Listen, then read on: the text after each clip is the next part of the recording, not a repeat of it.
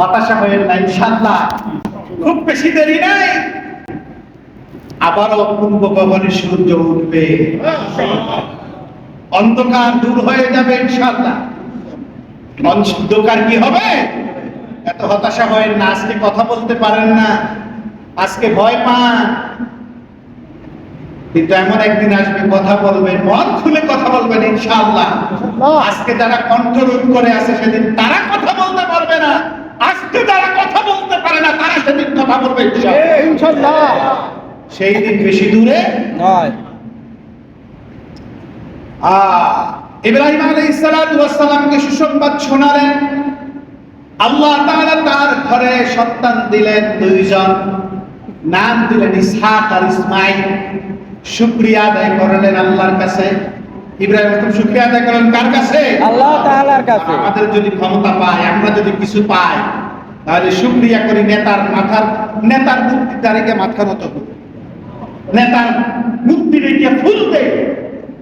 তুমি চেয়ারম্যান হইছো, এমপি হইছো, এটা আল্লাহ শুকরিয়া আদায় করো। মসজিদে যাও, 2 রাকাত নামাজ পড়ো, সিজদায় পড়ে বলো, আল্লাহ তুমি আমারে দিছো, তুমি আমারে মানুষের কল্যাণের জন্য নেতা বানাইছো, তোমার শুকরিয়া। কিন্তু সেইটা না করে কি করে? মূর্তির কাছে গিয়া মাথা নত করে ফুল দেয়। হায় মুসলমান জাতি আজও বুঝলো না, বড় কষ্ট হয়। সেদিন যখন ইব্রাহিম আলাইহিস সালাতু ওয়াস সালামের সন্তানেরা আল্লাহর কাছে যাবে, আর আল্লাহর রাসূল যখন কেঁদে কেঁদে বলবে, আল্লাহ এই মূর্তি ভাঙার জন্য আমি মাইর খাইছি, রক্ত দিছি।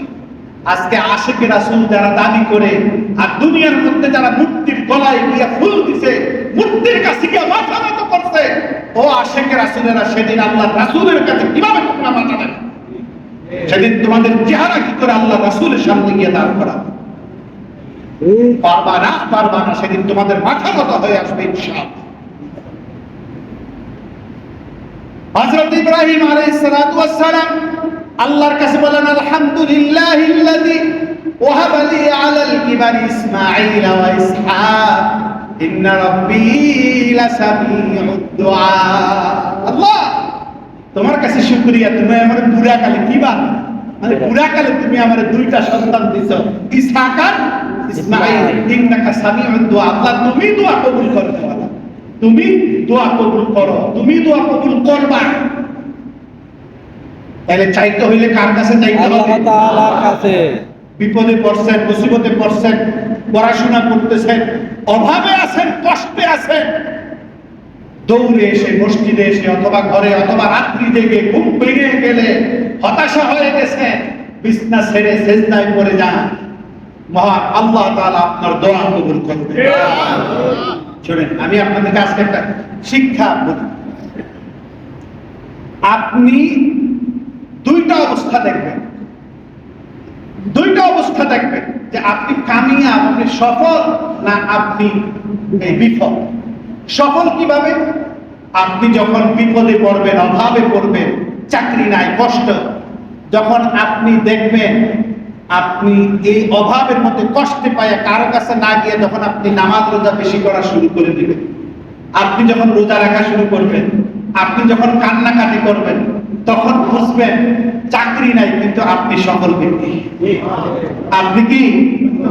তার কারণ হয়তো চাকরি দিয়ে আপনারে আল্লাহ থেকে দূরে রাখছে, কিন্তু আল্লাহ চাকরিটা একটু নিয়ে আল্লাহ আপনারে তার রহমতের কোলে উঠে আনছে। সুবহানাল্লাহ। দুনিয়াও সফল, আখিরাতও সফল। আর যখন আপনি দেখবেন চাকরি চলে গেছে, আপনি এতদিন যা নামাজ টামাজ পড়ছেন, আর করবেন কি? নামাজ পড়ে লাভ হয়েছে কি?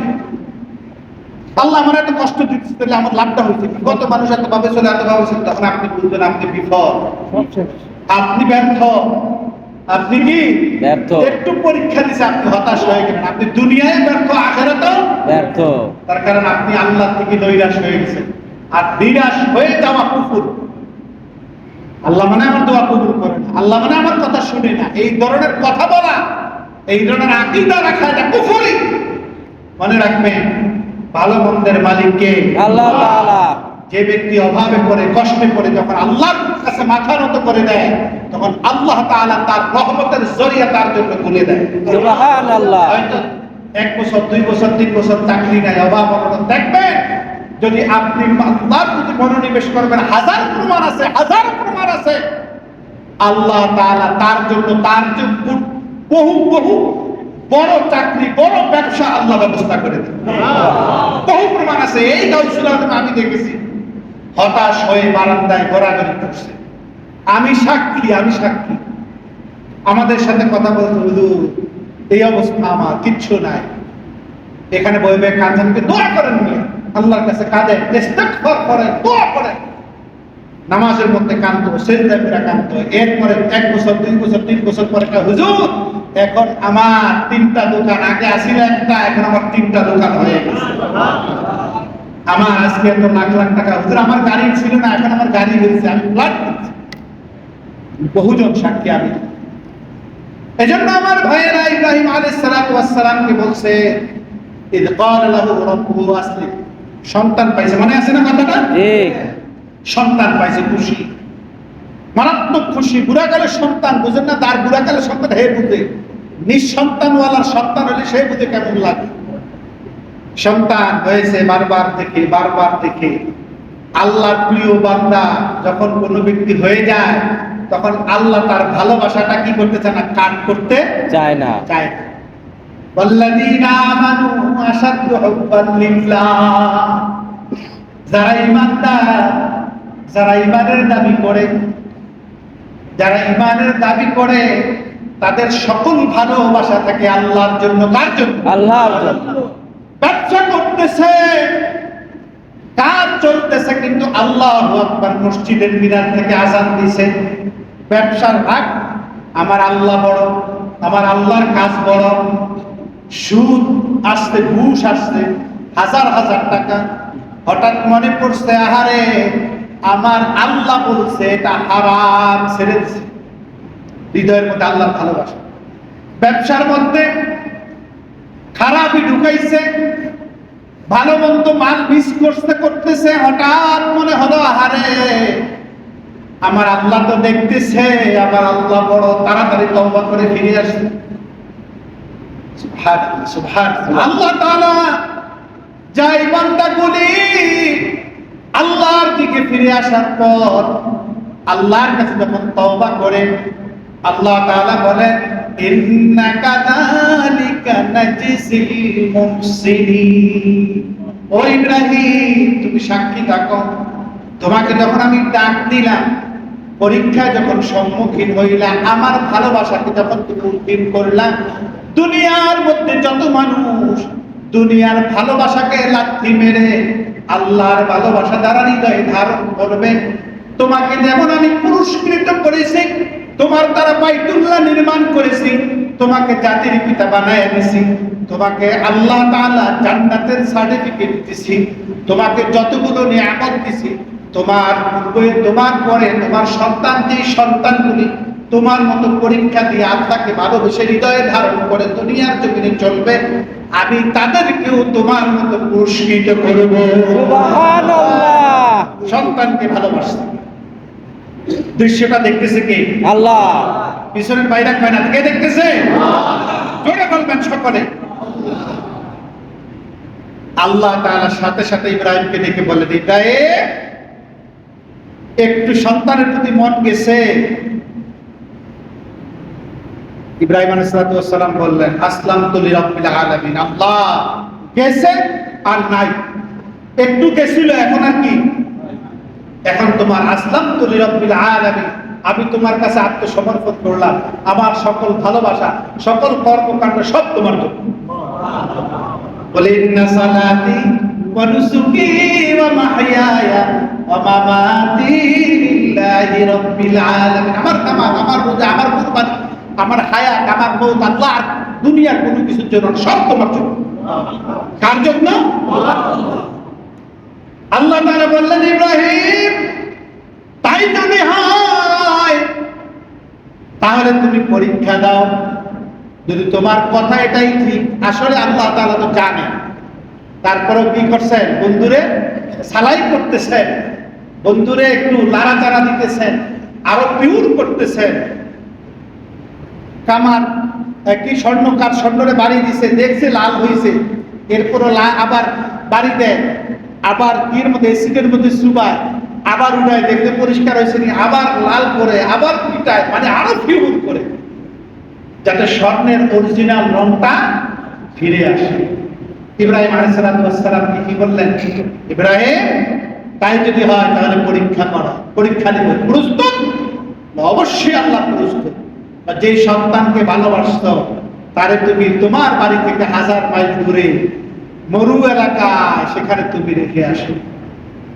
বলেন তো, এত বড় পরীক্ষার সম্মুখীন আমরা যদি হই, আমার তারা যদি এত বড় না, একটা 1000 গুণ পরীক্ষাও যদি আসে, কালকে ইমামতি ধুইয়া বেরিশ হয়ে রাস্তায় রাস্তায়, সন্তান মারা গেছে, অসুস্থ হয়েছে, আর মহিলারা, অনেক ভাইয়েরা হায় মাতা, হায় মাতা, হাই কি করবে, কি করবে, হাই কি হইল, হাই হাই করতে করতে শেষ।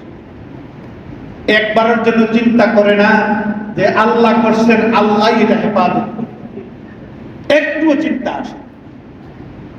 ইব্রাহিম আলাইহিস সালামকে বললেন, সন্তানকে দিয়ে আসো। দিয়ে আসছে, বলছে কিচ্ছু বলবা না। দেখেন কত বড় পরীক্ষা। হাজরাকে নিয়ে, সন্তানকে নিয়ে, ইব্রাহিমকে নিয়ে, ইসমাইলকে নিয়ে, খানায় কাবার ঘর নাই, কিন্তু আল্লাহ চিহ্নিত করলেন যে এই জায়গাটা তুমি এখানে দিয়ে আসো। তখনও বলেন না এটা বাইতুল্লাহ, এটাই খানায় কাবা বলেন না, বরং বলছে এখানে দিয়ে আসো। যেই জায়গাটা দেখাইলেন, গিয়া দেখে যে কিচ্ছু নাই, সব মরুভূমি, বিওয়াদিন গায়রি যি যারইন, একবারে কাঁটাযুক্ত জায়গা, পানি নাই, কিচ্ছু নাই। ওইখানে নামাইয়া, উপর থেকে নামাইয়া দিলেন। আল্লাহ বলছেন কথা বলতে পারবা না, স্ত্রী জিজ্ঞাসা করলে কিচ্ছু বলতে পারবা না। সন্তানকে নামাইলেন, স্ত্রীকে নামাইলেন, নিজে উঠে থেকেও নামলেন না, রেখে বললেন থাকো আমি যাই। দৌড়ে হাজরা আলাইহিস সালাম দৌড়ে আসলেন, আয়েশা উঠেন, লাগাম ধরে বললেন, হে ইব্রাহিম, তুমি এখানে আমাদেরকে রেখে যাচ্ছ কেন? কোনো কথা নাই। তুমি যদি কথা না বলো, অন্তত এতটুকু বলো, এটা কি তোমার পারিবারিক কারণে তুমি আমারে রেখে যাইতেছ? এটা কি তোমার ব্যক্তিগত সিদ্ধান্ত না আল্লাহর পক্ষ থেকে সিদ্ধান্ত? এই কথাটা অন্তত পক্ষে আমাকে জানায়। ইব্রাহিম আলাইহিস সালাম কোনো কথা বলেন নাই, শুধু আঙ্গুল দিয়া ইশারা করলেন। শুধু আঙ্গুল দিয়া কি করলেন? হাজরা বললেন, হ্যাঁ, এটা যদি আল্লাহর পক্ষ থেকে হয় তাহলে ইব্রাহিম তোমাকে আমার দরকার নাই, আমার আল্লাহই আমার জন্য যথেষ্ট। বলেন না, হাসবুনাল্লাহু ওয়া নি'মাল ওয়াকিল, নি'মাল মাওলা ওয়া নি'মাল নাসির। আরে কত বড় একটা ইসমে আদব, দোয়া পড়েন না, বুঝেন না, জোরে পড়েন না, জোরে পড়েন।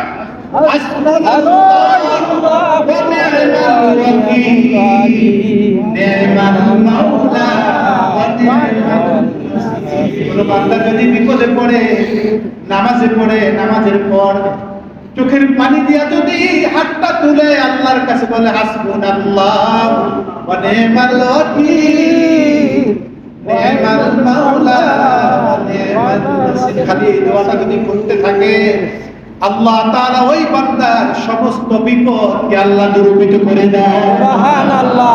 অভাবী ব্যক্তি যদি 2 রাকাত নামাজ পড়ে যদি এই দোয়া পড়ে, আল্লাহ অভাব দূর করে দেন। হতাশাগ্রস্ত ব্যক্তি যদি এই দোয়া পড়ে, আল্লাহর কাছে দোয়া করেন, হতাশা দূর করে দেন। রিজিক নাই, দেনা হয়ে গেছে, মামলায় পড়ে গেছে, হামলায় পড়ে গেছে, এই দোয়া পড়ে যদি দোয়া করে, আল্লাহ তাআলা তার দোয়াকে কবুল করেন। এই যে নামার ভাইরা, হযরত ইব্রাহিম আলাইহিস সালাম তার সন্তানকে রেখে গেলেন। হাজরা তখন এই ইশারা দেখলেন, তিনি সবর করলেন। বিনিময়ে আল্লাহ সুবহানাহু ওয়া তাআলা হাজরার দ্বারা, এই ইসমাঈল আলাইহিস সালামের দ্বারা আল্লাহ জমজম কূপকে বাহির করলেন, জান্নাতের ঝর্ণা দ্বারা বের করলেন। আল্লাহ তাআলা হাজরারে দিয়ে এই জায়গাকে আবাদ করলেন। আল্লাহ তাআলা এইখানে বাইতুল্লাহ হবে। ইসমাঈল আর ইব্রাহিমের দিয়ে আল্লাহ বাইতুল্লাহ তৈরি করলেন। দেখেন খেদমত চলতেছে, এক পরীক্ষায় কতগুলো খেদমত চলতেছে দেখেন। এরপরে শুধু তাই নয়, ওয়ারযুক আহলাহু মিনাস সামারাত। ইব্রাহিম আলাইহিস সালাম যখন চাইতেছেন, কাঁদতেছেন আর দোয়া করতেছেন, রবকে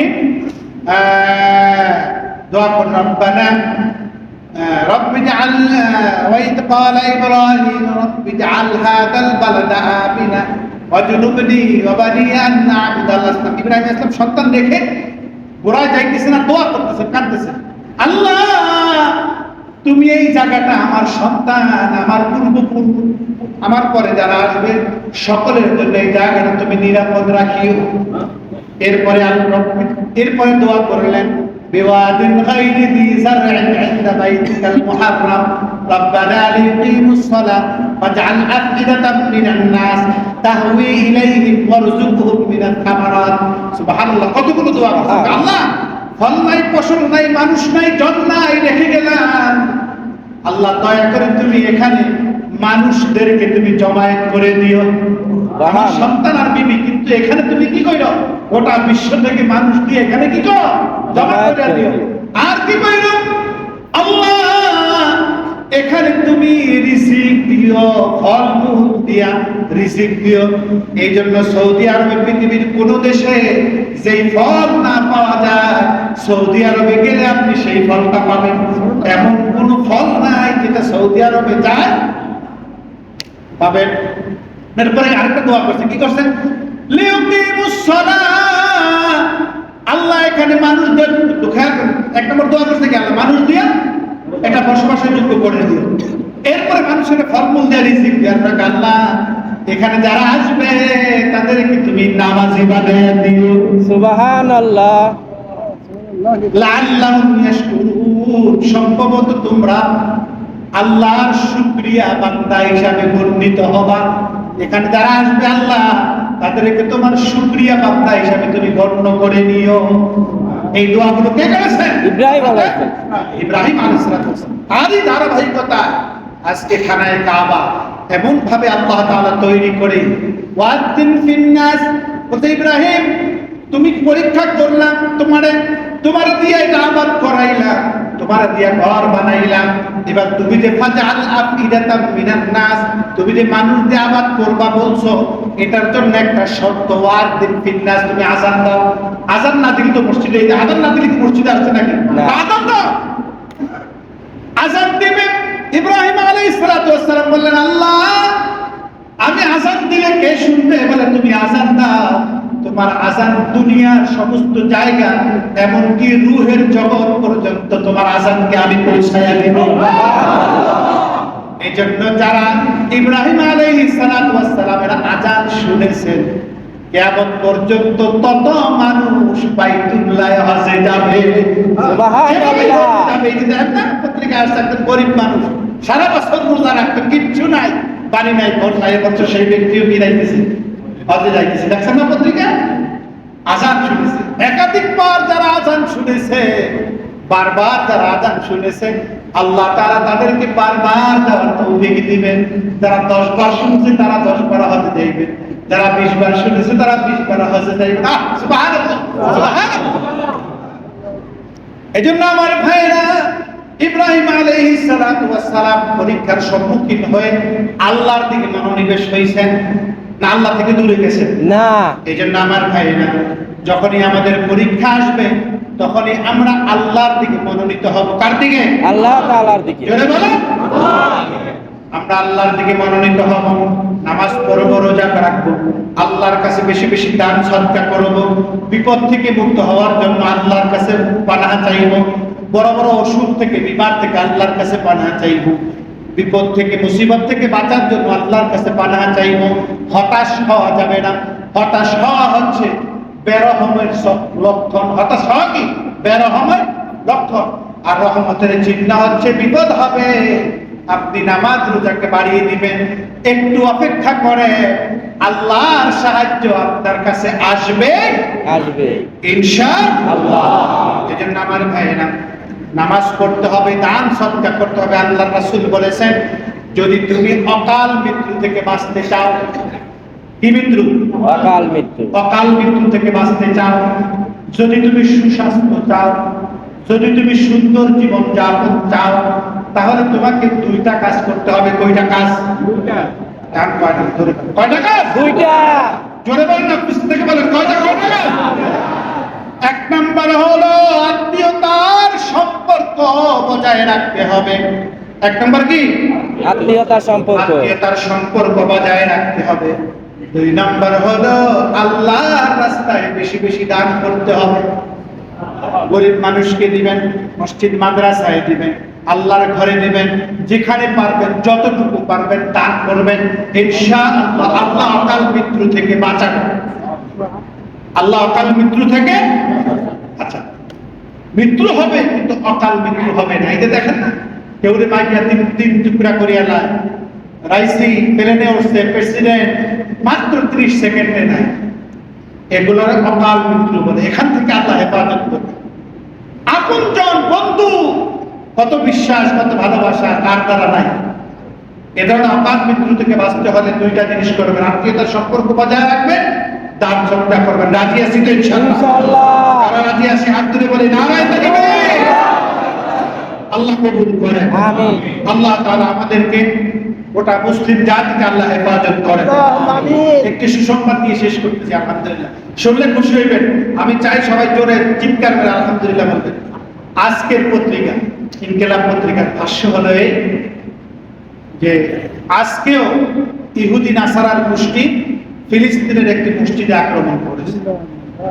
সুসংবাদ হলো এই, গতকাল এতদিন ইউরোপীয় ইউনিয়ন চুপ ছিল।